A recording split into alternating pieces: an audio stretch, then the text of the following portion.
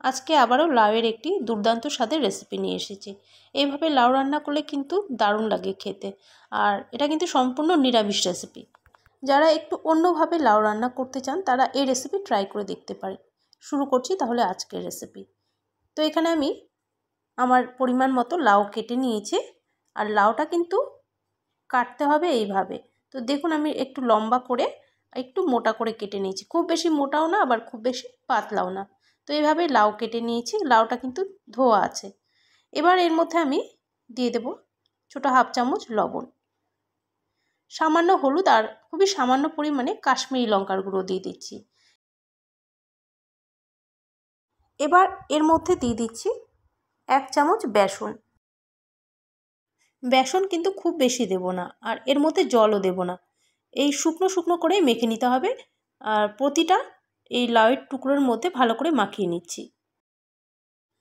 এইভাবে মাখিয়ে নিয়ে এবার লাউয়ের টুকরোগুলো ভেজে নেব। আর এটা বেশিক্ষণ কিন্তু মাখিয়ে রেখে দেবে না, সাথে সাথে এগুলো ভেজে নিতে হবে, কারণ বেশিক্ষণ রেখে দিলে কিন্তু লাউয়ের থেকে জল ছেড়ে যাবে। তাই এটা সাথে সাথে ভেজে নেব।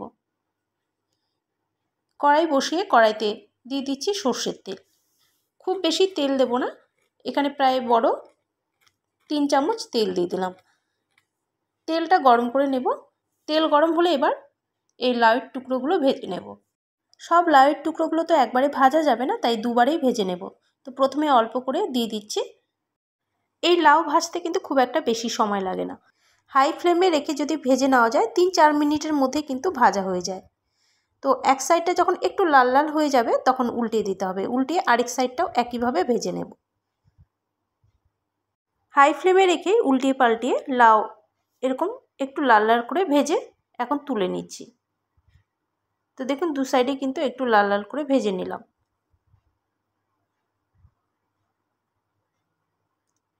এখন তুলে নিচ্ছি, আর বাকিগুলো একইভাবে ভেজে নেব। তেল দেব না, এই তেলের মধ্যে বাকিগুলো ভেজে নেব। লাউ ভাজার সময় কিন্তু খুব একটা তেল টানে না, তাই অল্প তেলে কিন্তু লাউগুলো ভেজে নেওয়া যায়। বাকি লাউয়ের টুকরোগুলোও দিয়ে এগুলো উল্টিয়ে পাল্টিয়ে আমি দু সাইডে লাল লাল করে ভেজে তুলে নেব।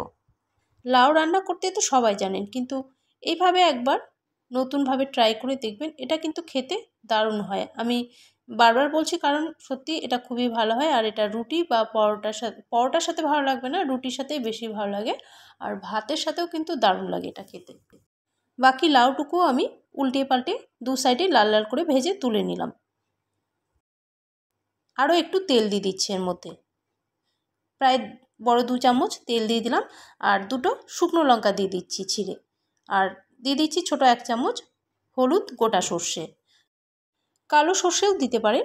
এবার সামান্য মেথি ফোড়ন দিয়ে দিলাম। মেথি ফোড়ন দিলে কিন্তু খুব সুন্দর একটা গন্ধ আসে। ফোড়নটা একটু ভেজে নেওয়ার পর এর মধ্যে অল্প কারি পাতা দিয়ে দিচ্ছি। কারি পাতা দিলে কিন্তু এর স্বাদটা একদমই আলাদা হয় লাউয়ের। কারি পাতা দিয়ে একটু নাড়াচাড়া করে নিচ্ছি তেলে। এবার এর মধ্যে আমি দিয়ে দিচ্ছি একটা ছোট সাইজের ছোট ছোট টুকরো করে নেওয়া টমেটো। সামান্য লবণ দিয়ে দিচ্ছি, এতে টমেটোটা গলে যাবে তাড়াতাড়ি।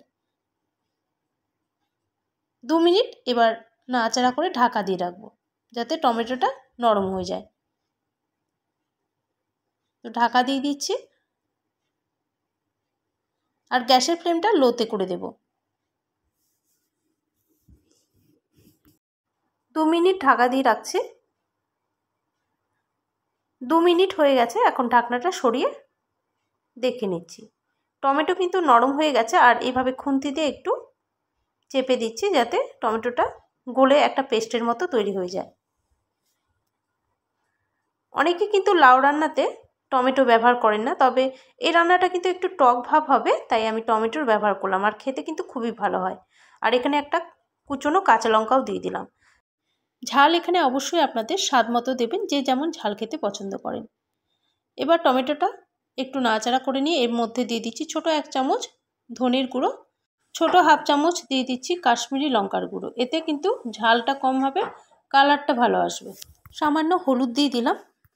মশলাটা আরও 1.5 থেকে 2 মিনিট কষিয়ে নিচ্ছি। এখানে আমি আর কোনো মশলা ব্যবহার করব না, শুধু ধনের গুঁড়ো আর সামান্য কাশ্মীরি লঙ্কার গুঁড়ো ব্যবহার করলাম।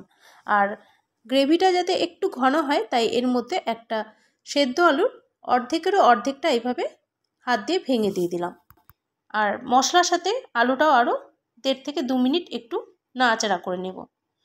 মশলার সাথে আলু এইভাবে একটু কষিয়ে নিলে কিন্তু এটা খেতে ভালো লাগবে। লাউ রান্নাতে আমরা সাধারণত আলুটা ব্যবহার করি না, তবে আলু দিয়ে এইভাবে গ্রেভিটা বানিয়ে দেখবেন, খেতে কিন্তু দারুণ হয়। ভেঙে নেওয়া সেদ্ধ আলু এইভাবে মশলার সাথে একটু কষিয়ে নিলাম। এবার এর মধ্যে আমি জল দিয়ে দেব। গরম জল দিয়ে দিচ্ছি, প্রায় এখানে 1/2 কাপ গরম জল দিয়ে দিচ্ছি।